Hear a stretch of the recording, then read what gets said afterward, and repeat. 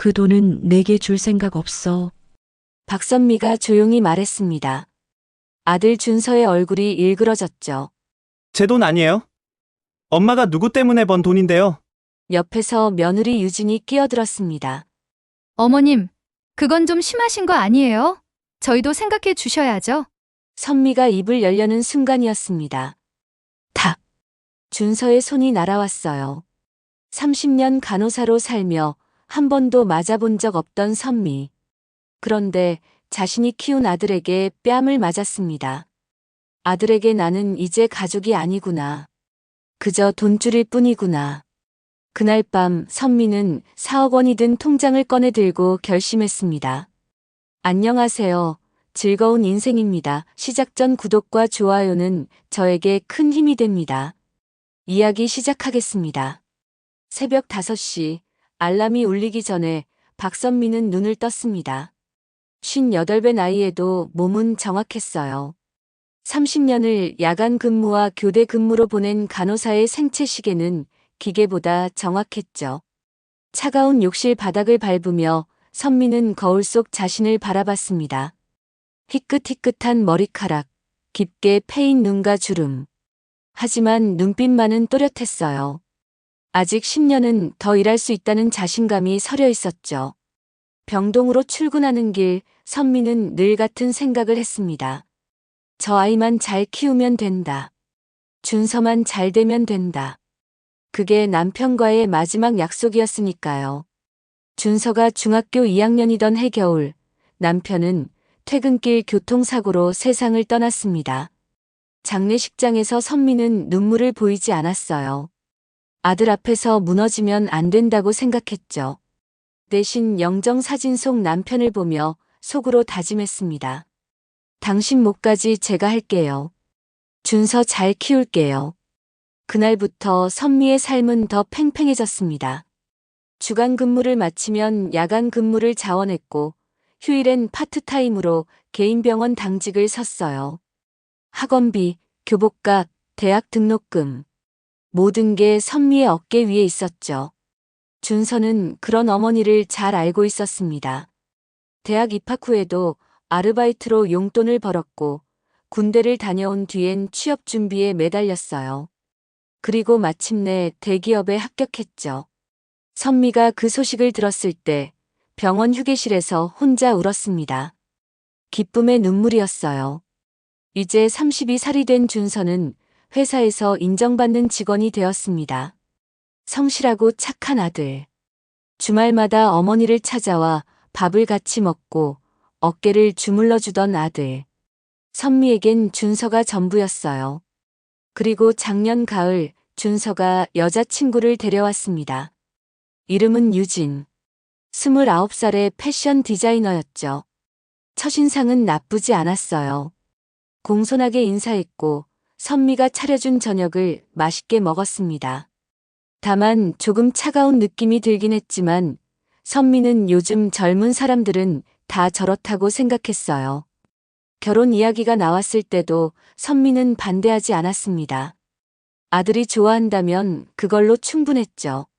작은 결혼식을 올리고 신혼집은 준서가 대출을 받아 마련했어요. 선미는 살림장만비로 3천만 원을 보탰습니다. 30년 동안 모은 돈 중 일부였죠. 결혼식 날 선미는 처음으로 한복을 맞춰 입었습니다. 아들이 웃으며 말했어요. 엄마 정말 예쁘시다. 그 말에 선미는 또 울었습니다. 이제 저 아이도 가정을 꾸리는구나. 이제 내 역할은 여기까지인가. 그런 생각이 들었죠.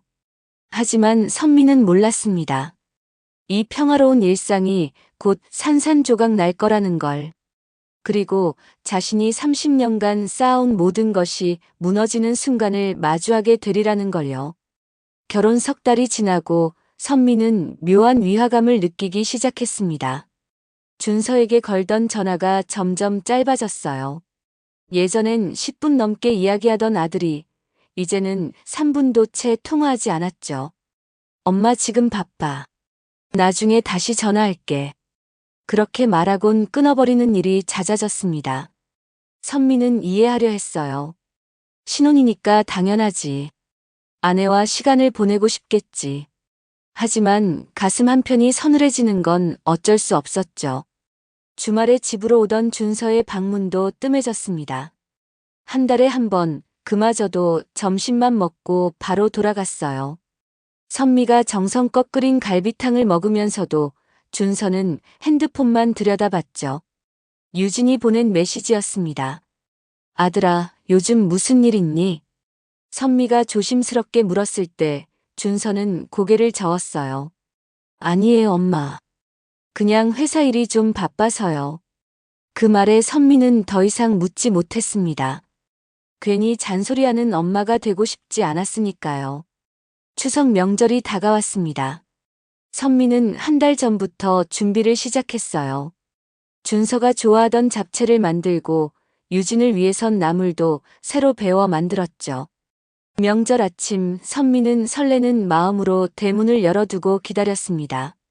하지만 준서 부부는 오후 2시가 넘어서야 도착했어요. 차례상도 다 치우고 난 뒤였죠. 준서는 미안하다고 했지만 유진은 아무 말도 하지 않았습니다. 그저 핸드폰만 만지작거렸어요. 선미는 부엌으로 들어가 음식을 데웠습니다. 손이 떨렸지만 애써 웃으며 상을 차렸죠. 유진아, 이건 내가 좋아할 것 같아서 특별히 만들었어. 나물이랑 샐러드 비슷하게 만들었거든. 하지만 유진은 젓가락만 몇 번 대더니 그만 먹겠다고 했습니다. 배가 안 고파요. 아까 고속도로 휴게소에서 먹었거든요. 그 말에 선미는 할 말을 잃었어요. 고속도로에서 먹을 거면 왜 이렇게 늦게 온 걸까? 저녁 6시, 준서 부부는 벌써 일어났습니다. 유진이 내일 약속이 있다며 일찍 가야 한다는 거예요. 선미는 쌀이랑 반찬을 싸줄 테니 조금만 기다리라고 했지만 유진이 손사래를 쳤습니다. 괜찮아요, 어머님. 저희 집 냉장고에 음식 많아요. 무거우니까 그냥 가요. 그렇게 준서 부부는 떠났습니다. 선미는 텅 빈 거실에 혼자 남았어요. 상 위엔 거의 손도 대지 않은 음식들이 그대로였죠. 선미는 그 음식을 바라보다가 조용히 눈물을 닦았습니다. 요즘 애들은 다 저런가 보다. 바쁘니까 그럴 수 있지. 며느리도 적응하는 중일 거야. 그렇게 스스로를 달래면서도 선미는 알고 있었습니다. 뭔가 잘못되어 가고 있다는 걸. 아들이 점점 멀어지고 있다는 걸요. 11월 어느 날 저녁 준서에게서 전화가 왔습니다. 유진이 몸살로 누워 있다는 거예요. 병원엔 다녀왔지만 입맛이 없어서 아무것도 못 먹는다고 했죠. 선미는 가슴이 철렁했습니다. 엄마가 죽 끓여서 갈게. 소화 잘 되는 거 만들어 줄게. 야간 근무를 마치고 선미는 집에 들러 흰죽을 정성껏 끓였습니다. 새벽 5시부터 약한 불에 1시간 넘게 저어가며 만든 죽이었어요. 보온병에 담아들고 준선의 아파트로 향했죠. 초인종을 눌렀을 때 한참을 기다려야 했습니다. 문이 열렸을 때 유진은 헝클어진 머리에 잠옷 차림이었어요. 멀뚱히 선미를 바라보더니 인상을 찌푸렸습니다. 어머님, 왜 오셨어요? 죽 끓여왔어. 몸 안 좋다며. 따뜻할 때 먹어야 해. 선미가 보온병을 내밀었지만 유진은 받지 않았습니다. 현관문을 반쯤 막은 채 서 있을 뿐이었죠. 안으로 들어오라는 말도 없었어요. 저 괜찮아요. 그냥 감기예요. 그래도 먹어야 기운이 나지. 국물이라도 마셔봐. 선미가 안으로 들어가려 하자 유진이 문을 더 좁혔습니다. 짜증 섞인 목소리로 말했어요.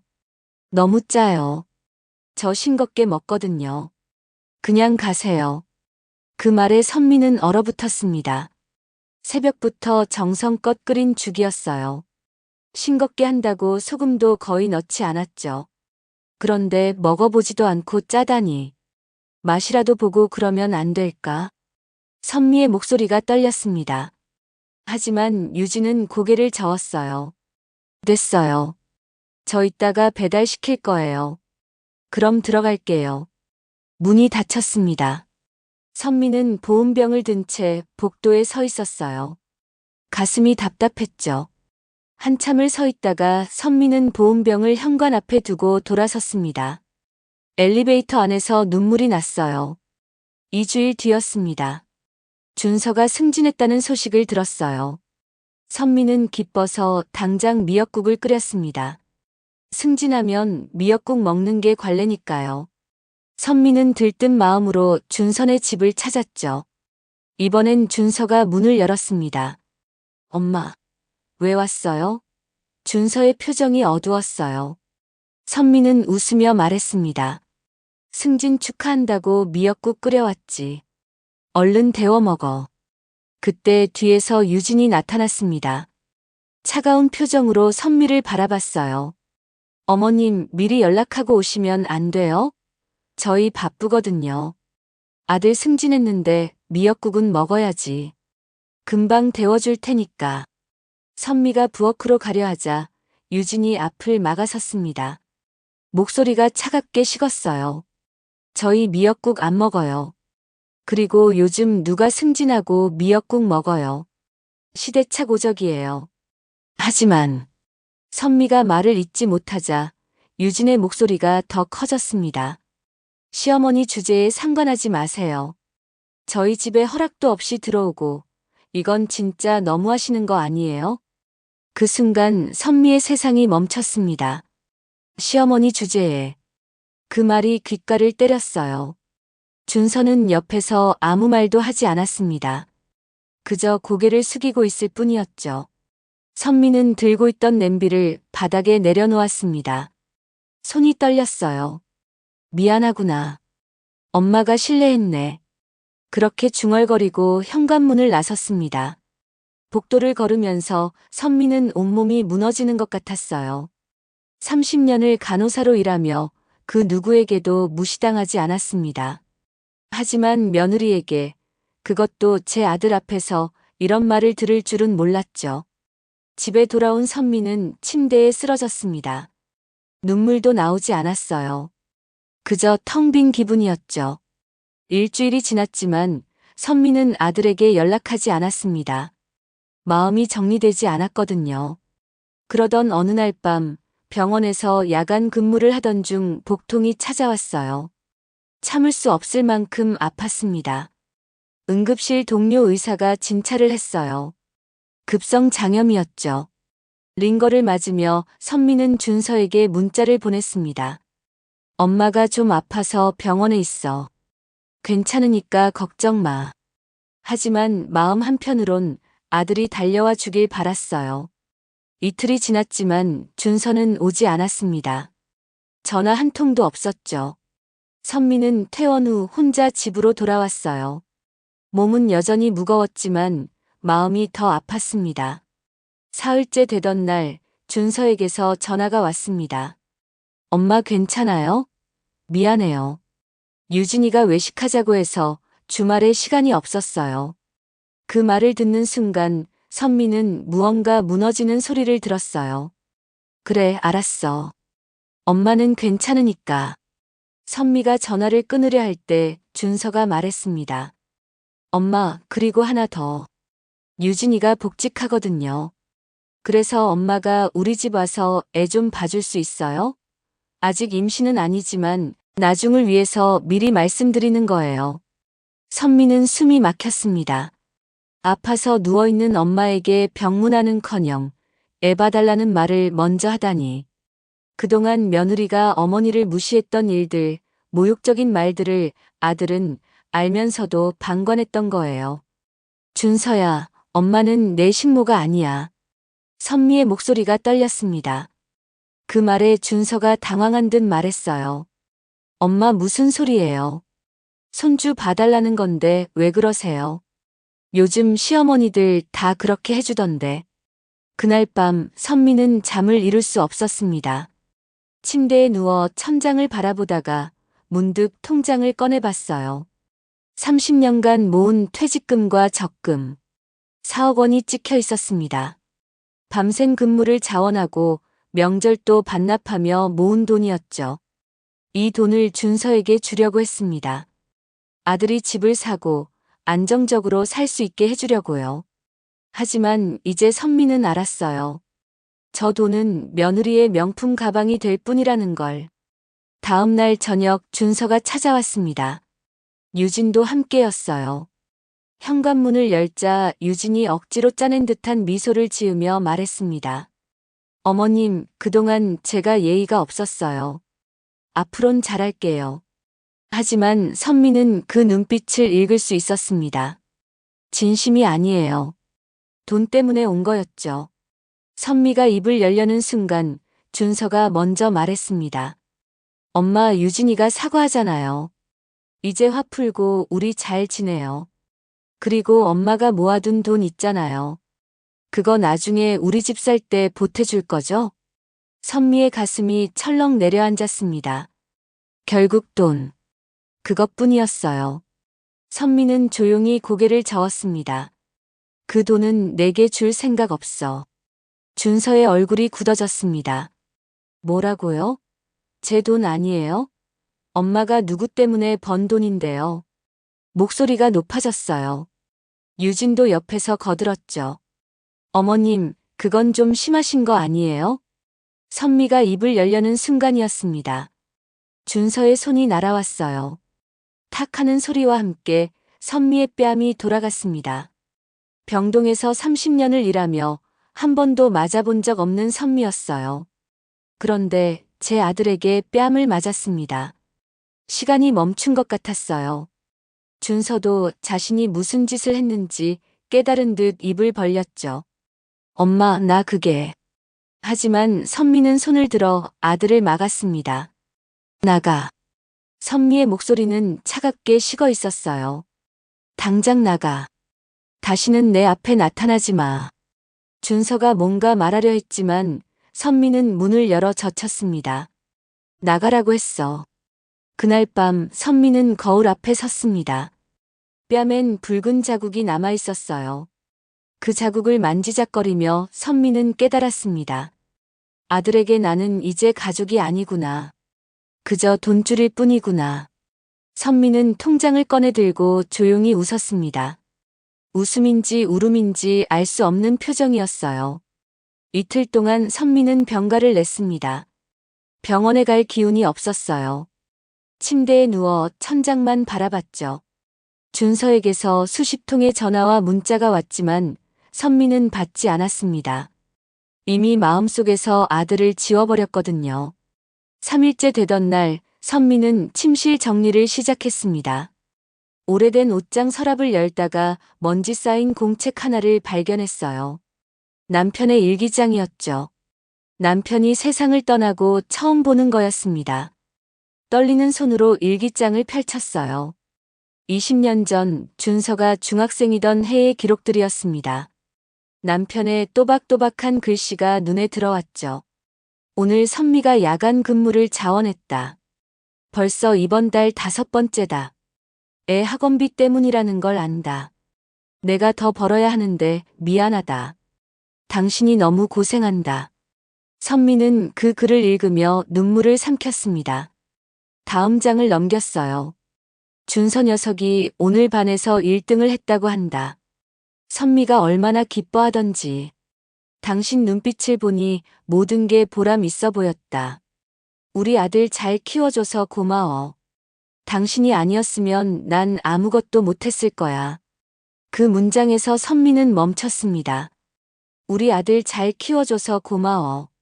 남편은 고마워했어요. 하지만 정작 그 아들은 어머니의 뺨을 때렸죠. 선미의 눈에서 뜨거운 눈물이 흘러내렸습니다. 마지막 장이었어요. 남편이 세상을 떠나기 일주일 전 쓴 글이었죠. 요즘 몸이 자꾸 안 좋다. 병원에 가봐야 하는데 돈이 아깝다. 선미는 모르는 척하지만 다 알고 있을 거다. 만약 내게 무슨 일이 생기면 선미 당신이 힘들겠지. 하지만 당신은 강한 사람이니까 잘 이겨낼 거라 믿는다. 준서를 잘 부탁해. 그리고 당신 자신도 아끼면서 살아줘. 사랑해. 선미는 일기장을 가슴에 안았습니다. 오열이 터져 나왔어요. 나는 당신 말을 안 지켰어요. 나 자신은 아끼지 않고 오직 준서만 생각하며 살았어요. 그런데 그 아이가 날 버렸어요. 한참을 울고 나서야 선미는 정신을 차렸습니다. 눈을 닫고 통장을 다시 꺼내봤어요. 4억 원. 이 돈을 어디에 써야 할까? 선미는 병원을 떠올렸습니다. 30년간 일하며 수없이 많은 환자를 봤어요. 그중엔 소아암 병동의 아이들도 있었죠. 아픈 아이들을 돌보는 엄마들의 얼굴을 선미는 기억했습니다. 지쳐있지만 절대 포기하지 않던 그 눈빛을요. 그때 깨달았어요. 진짜 나를 필요로 하는 건 준서가 아니었구나. 정말 엄마의 손길이 간절한 건 저 아픈 아이들이구나. 선미는 컴퓨터를 켰습니다. 소아암 병동 건립 기금을 검색했어요. 여러 재단이 나왔죠. 선미는 천천히 화면을 읽어 내려갔습니다. 마음이 조금씩 정리되는 기분이었어요. 이 돈은 아들에게 줄 게 아니야. 진짜 필요한 곳에 쓸 거야. 선미는 처음으로 결정을 내렸습니다. 4억 원 전액을 기부하기로요.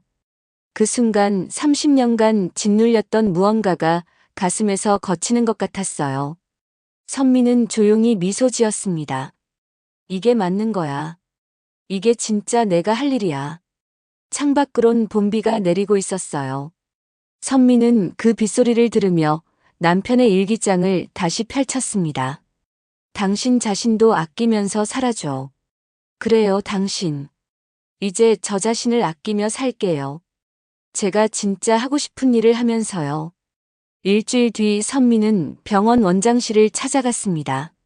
30년을 함께 일한 원장은 선미를 보자 반갑게 맞아줬어요. 박 선생님, 무슨 일이세요? 요즘 표정이 안 좋아 보이던데. 선미는 조용히 웃으며 서류 봉투를 내밀었습니다. 원장님, 소아암 병동 건립 기금으로 기부하고 싶습니다. 4억 원이요. 원장의 눈이 커졌어요. 4억이요? 박 선생님, 그게 퇴직금 아닙니까? 정말 괜찮으세요? 선미는 고개를 끄덕였죠. 네, 이게 제가 정말 하고 싶었던 일이에요. 30년 동안 아픈 아이들을 봤잖아요. 이제 그 아이들에게 뭔가 해주고 싶어요. 원장은 선미의 손을 꽉 잡았습니다. 눈시울이 붉어졌어요. 정말 고맙습니다. 이 돈으로 많은 아이들이 희망을 얻을 거예요. 기부자 명단에 박선미 선생님 이름을 크게 새기겠습니다. 며칠 후 병원 게시판에 공지가 올라왔어요. 박선미 간호사, 소아암 병동 건립기금 4억 원 전액 기부. 병원 직원들이 모두 놀랐죠. 30년 모은 돈을 통째로 기부하다니. 존경스럽다는 말이 쏟아졌습니다. 소문은 빠르게 퍼져나갔어요. 동네 사람들 사이에서도 이야기가 돌았죠. 박 간호사가 4억을 기부했대. 혼자 아들 키우느라 고생했는데 그 돈을 다 쓴다니. 대단한 사람이야. 그 소문은 결국 준서의 귀에도 들어갔습니다. 회사 동료가 먼저 말했어요. 야, 김준서, 내 엄마 박선미 맞지? 신문에 났더라. 4억 기부했다며. 준서는 그 순간 얼어붙었죠. 퇴근 후 준서는 당장 어머니에게 전화를 걸었습니다. 선미는 받지 않았어요. 몇 번을 다시 걸었지만 계속 거절당했죠. 초조해진 준서는 직접 어머니 집으로 향했습니다. 문을 두드렸을 때 선미는 차분하게 문을 열었어요. 준서의 얼굴은 일그러져 있었죠. 엄마, 정말 그 돈 기부한 거예요? 4억을 다요? 그래, 다 기부했어. 선미의 대답은 담담했습니다. 준서가 소리를 질렀어요. 미쳤어요? 그게 누구 돈인데요? 제 앞으론요? 저 집 사려고 하는데 어떻게 하라고요? 내 앞으로. 내가 나한테 준 돈이 있었니? 선미의 목소리가 차갑게 식었어요. 난 30년 밤샘 근무하며 그 돈 모았어. 내가 번 돈이야. 내가 아니라 정말 엄마가 필요한 아이들한테 쓸 거야. 준서는 할 말을 잃었습니다. 유진도 옆에서 끼어들었어요. 어머님, 그래도 혈육인데 이러시면 안 되죠. 저희도 생각해 주셔야죠. 선미는 유진을 똑바로 바라봤어요. 혈육? 혈육이 엄마 뺨을 때리니? 혈육이 아픈 엄마 병문안도 안 오니? 난 이제 너희 엄마 아니야. 그러니까 내 돈에 신경 쓰지 마. 엄마. 준서가 소리쳤지만 선미는 흔들리지 않았습니다. 돌아가. 다시는 이 집 문 두드리지 마. 내 인생에서 나가줘. 문이 닫혔어요. 준서는 복도에 멍하니 서 있었죠. 유진이 그의 팔을 잡아당겼습니다. 가요.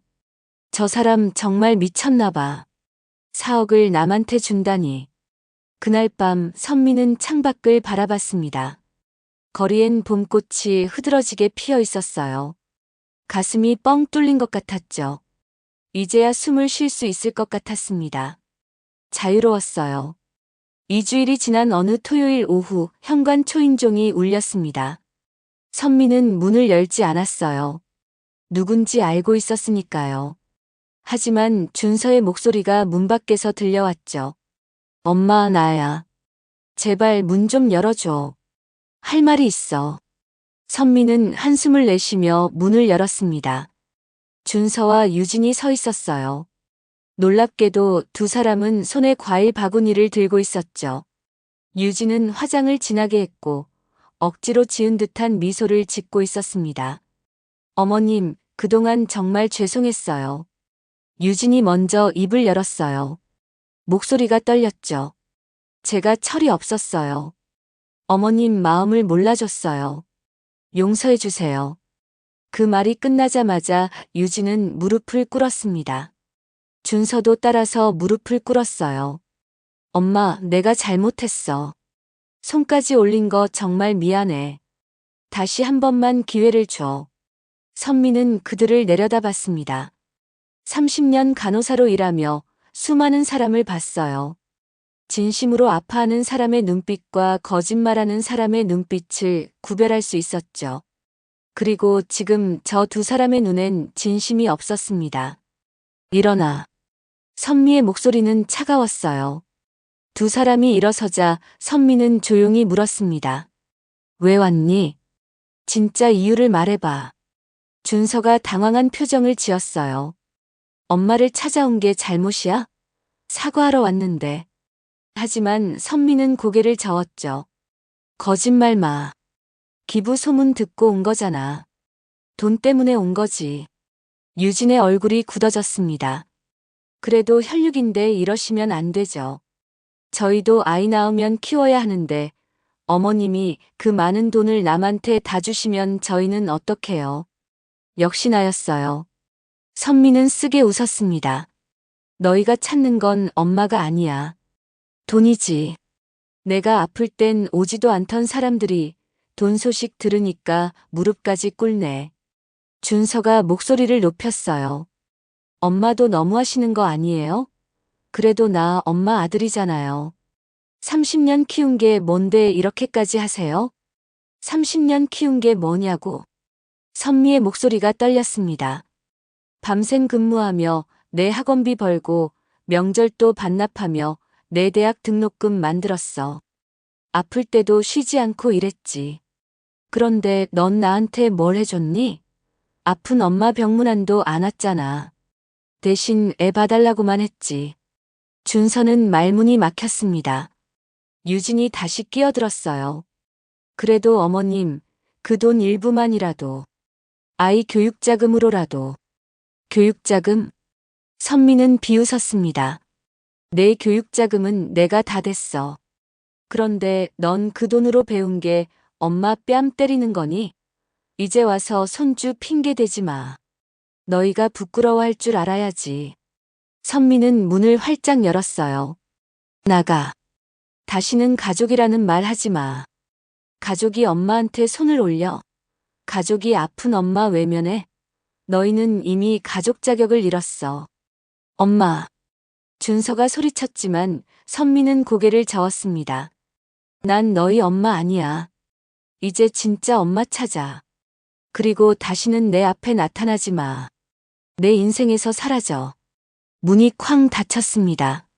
복도에 남은 준서와 유진은 멍한 표정으로 서 있었어요. 유진이 준서의 팔을 잡아당기며 속삭였죠. 가요. 저 사람 정말 끝났어. 선미는 문 뒤에 기대어 섰습니다. 떨리던 손이 점점 진정됐어요. 가슴속에 맺혀있던 응어리가 풀리는 기분이었죠.